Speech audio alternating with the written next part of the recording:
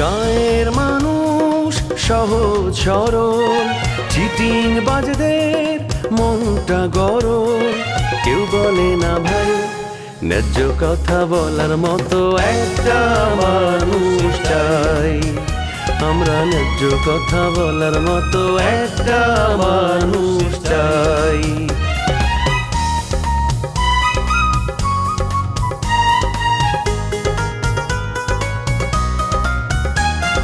সৎ মানুষের ভাঙ্গা বাড়ি, ধান্দা বাজরা নেয় যে গাড়ি।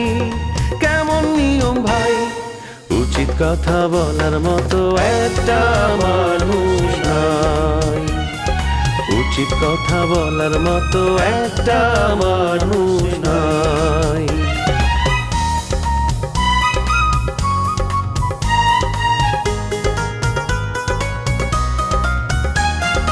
চোরের মায়ের বড় গলা, মিথ্যা দিয়ে সত্য বলা। ভদ্রলোকের ভাই এক সমাজেই বাস করে ভাই, চিটার এন্ড জেন্টলম্যান। আপনি একজন ভিআইপি পার্সন, আপনি আসবেন এটা দেশে চাওর হয়ে গেছে। আমাকে রাষ্ট্রীয়ভাবে জানানো হয়েছে আপনার জন্য পোলাও, কোরমা, বিরিয়ানি এই সব কিছু রান্না করে রাখা হয়েছে। আপনাকে বিয়ে করতে পারলে আমার সংসারটা অনেক সুখের হতো। তো আপনাকে নিষেধ করেছি কে? আপনি বিয়ে করে সুখের একটা সংসার করেন। সুখের সংসার তৈরি করা যাচ্ছে না, এখানে একটা কারণ আছে। কারণটা আমি জানি। কি জানেন? আপনি একজনকে ভালোবাসেন। আমি তোমাকে শেষবারের মতো রিকোয়েস্ট করছি, তুমি ওই শিউলিকে না করে দাও, তুমি আমাকে বিয়ে করো। তুমি যদি আমাকে বিয়ে না করো, আমি কিন্তু আত্মহত্যা করব। তোমার আমার বিয়া অতি সন্নিকটে চলে আছে, খালি বলবে কবুল। শোনো, তোমার আর আমার বিয়ে হবে না, অযথা ঝামেলা করো না আমার সাথে। আর এমনি তো তুমি আমার মন জয় করতে পারো নাই। এই চিন্তা, মন জয় করতে না পারলে তুমি দিনের পর দিন অফিসে আমার সাথে আড্ডা দিয়েছ কেন? একটা কথা স্পষ্ট তোমাকে বলে দিচ্ছি, বুলেট কিন্তু কোনো সাধারণ চ্যাংড়া না। বুলেট কিন্তু একটা সেলিব্রিটি, কথা মনে রাখবে। আপনার কাছে আমার মনের কথাগুলো বলতে পেরে আমার ভীষণ হালকা লাগছে। আমি অনেক অস্বস্তিতে ছিলাম। আসলে আমারও ছটফট লাগছিল যে কখন আপনাকে সত্যি কথাটা বলবো। দেখেন, আপনি অনেক ভালো ছেলে, নো ডাউট অন দ্যাট, কিন্তু আমারও তো একটা অতীত আছে। সেটা জানার পর আপনার রিয়াকশন কি হবে এটা নিয়ে আমি একটু ভয় ছিলাম।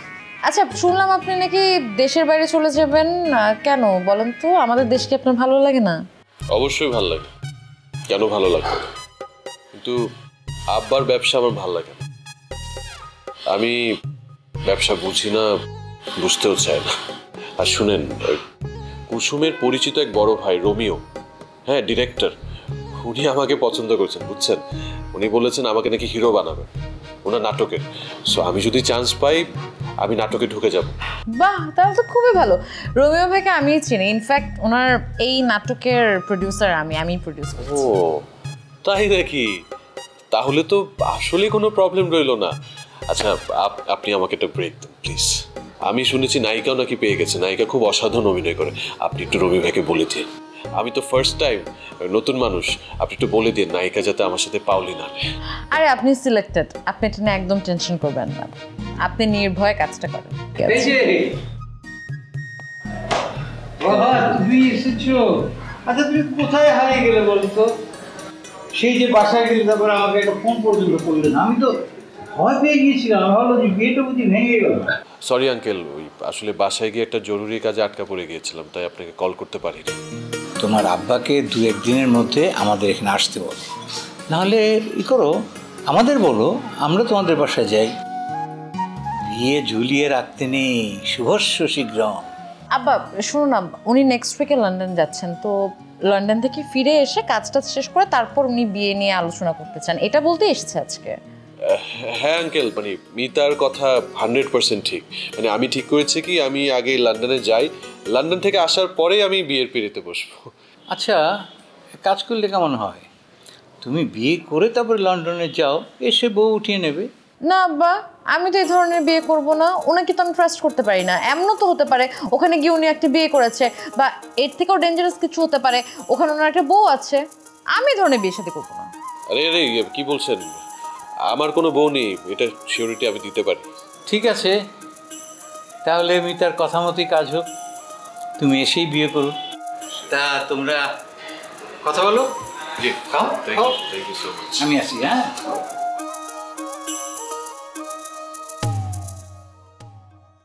ও মাই গড, আপনি কি, হ্যাঁ মানে আপনি কিভাবে ম্যানেজ করলেন আঙ্কেলকে? মানে আমি হলে তো ম্যানেজই করতে পারতাম না। You are too good. Thank you. না না, আমি তাহলে আজকে যাই। কিছু খাবেন না? তাই okay, bye, take care. You two.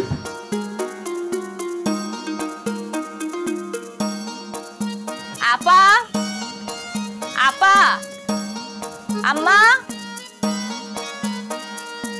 আম্মা, আপা।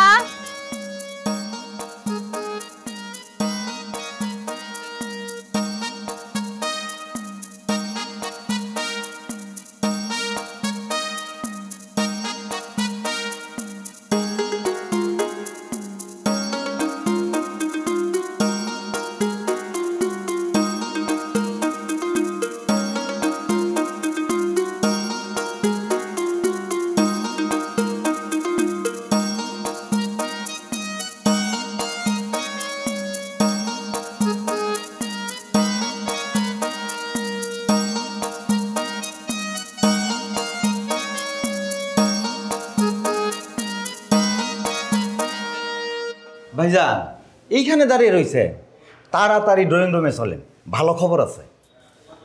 আমার কাছে ভালো খবর আছে। ভালো খবর আছে?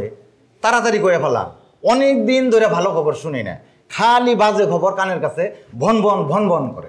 নীরব এসেছিল, মিতার বিয়ে তো পাকা করে ফেললাম। আমিও তো সেই খবরই নিয়ে আইছি। আমি নোমান সাহেবের বাড়িতে যাই, নোমান সাহেব ইচ্ছা মতো কথা শুনে আসছি, সেই কারণে নীরবকে পাঠাইতে বাধ্য হয়েছে।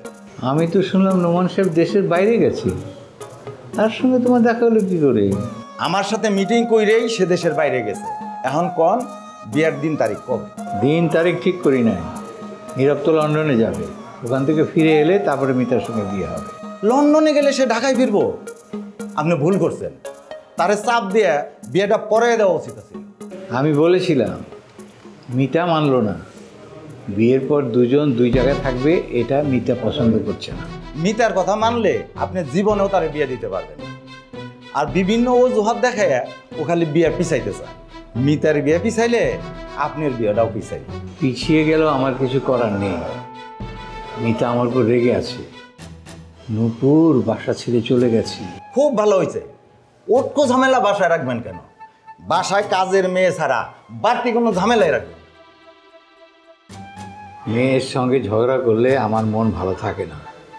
বিয়েটা পরে দিই, তখন দেখবেন 6 মাসেও মেয়ের কথা মনে হইব না। আর জীবন তো একটাই, জীবনটা উপভোগ করে। রহমান, তুমি এমন করে কথা বলো না, একেবারে মনের মধ্যে নতুন করে শক্তি সঞ্চয় হয়। কিন্তু মিতা তো মানে না, মিতা তো আমার উপর রাগ করে। আমি আপনার মনের মধ্যে শক্তি সঞ্চার করতেছি, সেই কারণে। মিতা তো আমার লাইক করে না। মেয়ে রাগ করলে আমার কিছু করার নেই, বুঝলি? মেয়ের জন্য আমি অনেক স্যাক্রিফাইস করেছি, আর না। তুই বলে না, নিজে বাঁচলে বাপের নাম। এইবার পথে আসছে। আমি তো আপনার উপরে অভিমান করিয়া এই বাসায় আসি নাই। এখন অভিমান যখন ভাঙ্গে আপনার বাসায় আসছি, আপনার জীবনটাই আমি পাল্টে। ঠিক আছে, চলো, দাঁড়িয়ে দাঁড়িয়ে কথা বলতে ভালো লাগছে না, ড্রয়িং রুমে গিয়ে বসি। আচ্ছা ঠিক আছে, চলো। বলে দাও মাটির পৃথিবী, কোথা শান্তি আমার জীবনে। এত দুলা ভাই, বাড়ি ঘর ছাইরা আপনি রিসোর্টে এসে বসে আছেন কি কারণে? কই থাকুম, রিসোর্ট আমার বাসস্থান, রিসোর্ট আমার ঠিকানা। আমার বাসস্থান আমি থাকুম না, থাকুম কই? বুঝলাম না, রিসোর্ট আপনার বাসস্থান হয় কি কইরা? হ্যাঁ, আমার তো মাথায় ধরতেছে না।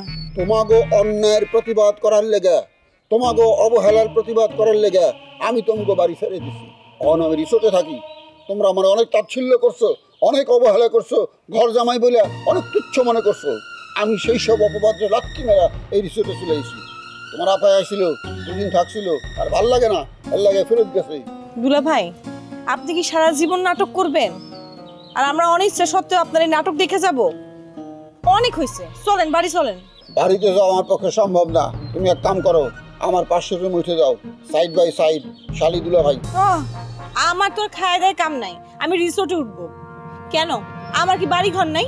বাড়ি আছে, লোকজন নাই, মরুভূমি, খা খা করতেছে। তুমি একলা বাড়িতে কেমনে থাকবা?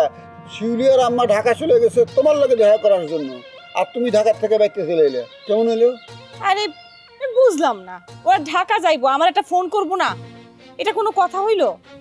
এখন আমি একা একা কি করে বাড়িতে থাকবো? একা একা আমার বউ আছে না, কবিতা আছে না, হ্যালো কথা কইবে, দুই বোনে সারাদিন কথা কইবে, সারা রাত কথা কইবে, কথা কইতে কইতে দিন যাইব, রাত যাইব, সমস্যা কি? আরে ধুর, কবিতা আপার লগে আমি অত ইজি না, মানে শিউলি আপা আর আমি খুব ইজি, আমরা অনেক মজা করে গল্প করতে পারি, কিন্তু কবিতা আপার সাথে কথা কয়ে এত মজা পাই না। কি কও তুমি? তোমার মায়ের পেটের বোন, মায়ের পেটের বোনের লগে কথা কয়ে তুমি মজা খাও না। আমি চিন্তা করে দেখো, আমি কেমনে তোমার বোনের লগে কথা কয়ে মজা পাই, আমি কেমনে তোমার বোনের লগে সংসার করে মজা পাই গো। চিন্তা করে দেখো, তোমরা সারা জীবন গোষ্ঠী শুদ্ধ, সব দোষ আমারই দিলে, সব ব্লেম আমারই দিলে, কিন্তু বোনের দোষটাকে দেখে না। এখন চিন্তা করে দেখো, আমি কত কষ্ট করে তোমার বোনের লগে সংসার করছি, এটা আমি বলে সম্ভব, পৃথিবীতে আর কোনো পুরুষের পক্ষে এটা সম্ভব ছিল না।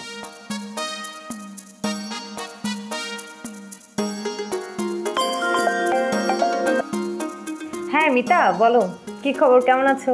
হ্যাঁ নূপুর, তুমি কি শিউলিদের বাসায় চলে গেছো? না মিতা, এখনো যাইনি তো, আমি বাবুল ভাইয়ের বাসায়। ওই বাবুল ভাই আর জগলু ভাই মিলে রান্না করছে, খাওয়া দাওয়া সেরে তারপর যাবো সন্ধ্যার দিকে। ও, আমি ভেবেছি তুমি কুসুমদের বাসায় চলে গেছো, এই জন্য তোমাকে ফোন দিলাম, কুসুমের সাথে একটু কথা বলতে। তাই না না, আমি এখনো জানি। আচ্ছা ঠিক আছে, আমি গেলে তাহলে ওই যে কুসুমকে বলবো তোমাকে ফোন করার জন্য।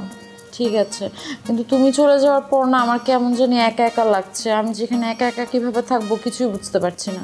এক কাজ করো, আমি যখন গ্রামে যাব তুমি কিছুদিনের জন্য গ্রাম থেকে বেড়ায় এসো, দেখবে তোমার খুব ভালো লাগবে। ও আরেকটা কথা জানো, আমি আসার সময় না রহমান চাচার সাথে দেখা হয়েছিল, উনি আমি চলে আসতেছি দেখি তো খুব খুশি। উনার খুশি আমি ছোটাচ্ছি, দাঁড়াও না, অল্প কিছুদিনের মধ্যে ওনাকে আমি বাসা থেকে বের করে দেবো। মিতা, তোমাকে একটা কথা বলি, এই রহমান চাচার মতো মানুষ যদি তোমাদের বাসায় থাকে তাহলে কিছুদিনের মধ্যে তোমাদের ঘর একদম তছনছ করে দেবে। আমি জীবনে অনেক খারাপ মানুষ দেখছি, কিন্তু ওনার মতো খারাপ মানুষ আমি একটাও দেখিনি। তুমি একটা কাজ করো, চোখ কান একদম খোলা রাখবা। চোখ কান খোলা রাখবো সেটা ঠিক আছে, কিন্তু নিজের বাপের যদি চাল চলন পাল্টা যায় তখন কি করবো বলো? আব্বা তো এখন রহমান চাচার কথা অক্ষরে অক্ষরে পালন করে। আমি যদি চাচাকে নিয়ে কিছু বলি, আব্বা বলে আমি নাকি মায়ের মতো হয়েছে। আমার আম্মা বুঝছো আব্বাদের এই ফ্যামিলির মেম্বারদের খুব একটা দেখতে পারতো না, এখন তো বুঝি কেন দেখতে পারে না। থাক না, বাদ দাও, এসব কথা মন থেকে মুছে ফেলো। যত মনে রাখবা দেখবা তত কষ্ট বাড়বে। আচ্ছা শোনো না, বাবুল ভাই যদি ঢাকার মধ্যে থাকে তাহলে বাবুল ভাইকে বলবো আমাদের বাসায় যাতে নিয়মিত আসা যাওয়া করে। এরা যদি নিয়মিত আসা যাওয়া করে, মানে এলাকার মানুষজনকে দেখলে চাচা একটু ভয় থাকে। তুমি এগুলো নিয়ে কোনো টেনশনই করো না, বাবুল ভাই আর জগলু যদি ঢাকা থাকে ওরা কিছুদিন পর পরই গিয়ে তোমার সাথে দেখা করে আসবে। আর রহমান চাচাকে কিভাবে সাহায্য করতে হয় এই টিক্স ওদের খুব ভালো জানা আছে, ওরা মাঝে মাঝে গিয়ে একটু জ্বালায় আসবে। তুমি কিন্তু মাঝে মধ্যে আমাকে ফোন করবা, তোমার সাথে কথা বলতে পারলে আমার মনটাও ভালো হবে। মাঝে মাঝে ফোন দিব মানে? আমি তো প্রতিদিন একদম রুটিন করে তোমাকে একবার ফোন দিব। আসলে তোমার সাথে কথা না বললে না আমারও ভালো লাগবে না। মিতা, আরেকটা জরুরি কথা, জগলু ভাই ঢাকায় আসছে বুঝছো, একটা চাকরি নাকি ওনার খুব দরকার, তো তুমি যদি পারো তাহলে ওনাকে একটা চাকরি ম্যানেজ করে দিও। আমি তো নাটকে প্রডিউস করতেছি, রোমিও ভাইয়ের সাথে যেগুলো কাজ করবে আমি রোমিও ভাইকে বলে দিব। না না, ওইগুলো তো শুটিং, কিন্তু আসলে ও স্থায়ী একটা জব চাচ্ছিল আর কি। তুমি যদি পারো, সম্ভব হয়, তাহলে একটা স্থায়ী চাকরির ব্যবস্থা করে দাও। আমার সাথে কাজটা করুক, এর মধ্যে ভালো একটা চাকরির চেষ্টা করে দেখি। তুমি জগলু ভাই আর বাবলু ভাইকে আমার বাসায় পাঠিয়ে দাও। ঠিক আছে, ওরা রান্নাবান্না শেষ করলে তারপর কথা বলবে। রান্নাবান্নার কথা শুনে তো আমার খাইতে ইচ্ছে করতেছে। তাই নাকি? তাহলে চলে আসো, বাবুল ভাই তো তোমার দেখলে খুশিতে নাচানাচি শুরু করবে। আমি অবশ্য বাবুল ভাই রান্না এর আগে একবার খাইছিলাম, কিন্তু খারাপ রান্না করে না, খুব ভালোই রান্না করে। আজকে আসবো না, অন্য একদিন এসে খেয়ে যাব। ও মা, তখন তো আর আমি থাকবো না, আজকেই আসো। না নূপুর, আজকে আসা যাবে না, অন্য একদিন তোমাকে নিয়ে তারপর যাব। আমি বাবুল ভাইকে বলে রাখবো কিন্তু। ঠিক আছে, রাখলাম, বাই। আমি আইসাই ভুল করছি, আমি আজকেই ঢাকা চলে যাব। দুলা ভাই একটা কাম করেন, আপনি আমার কষ্ট করে ঢাকা রাইখা আসেন, আমার এখানে মন টিকবো না। পাগল হইছো কেন? ঢাকা থেকে গ্রামে এসো, 2 একদিন থাকো, ভালো লাগবে? একটু ভালো লাগবে না। আম্মা বাড়িতে না থাকলে কেমনে ভালো লাগে?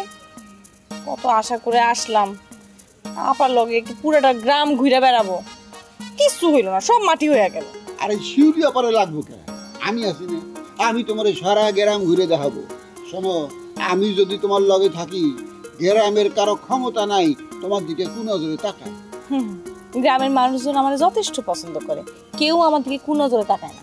এত নিশ্চিন্তে থেকো না। শোনো, তোমাকেও শত্রুপক্ষ আছে, এরা রাজার সর্বনাশ করছে। এখন তোমার আর শিউলির সর্বনাশ কেমনে করবো সেই চান্সে আছে, বুঝছো? সুতরাং সাবধান। না, যত কিছুই হোক, আমি একা একা এখানে থাকবো না। আপনি আমরা দয়া করে একটু বাসায় দিয়ে আসেন। আমি যদি তোমার ঢাকায় থুয়ে আসি, তোমার আফাই কই থাকবো? একলা কই থাকবো কও? একলা বাড়ি একজন মহিলা থাকুন যায়? দরকার হলে আপারেও সাথে নিব। এইখানে আমার ভালো লাগতেছে না, নিরাপত্তাহীনতায় ভুগতেছি। কি কো তুমি নিরাপত্তাহীনতায় ভুগতেছো? এই রমজানের জীবন থাকতে তোমার গায়ে কেউ ফুলের টাকা দিতে পারবো না। এক কাম করো, তুমি রিসোর্টে চলে আসো। রিসোর্টে আইসা পড়ো? রিসোর্টের ভাড়া কত আপনি জানেন? রিসোর্টের ভাড়া কি আপনার দুলাভাই দিব?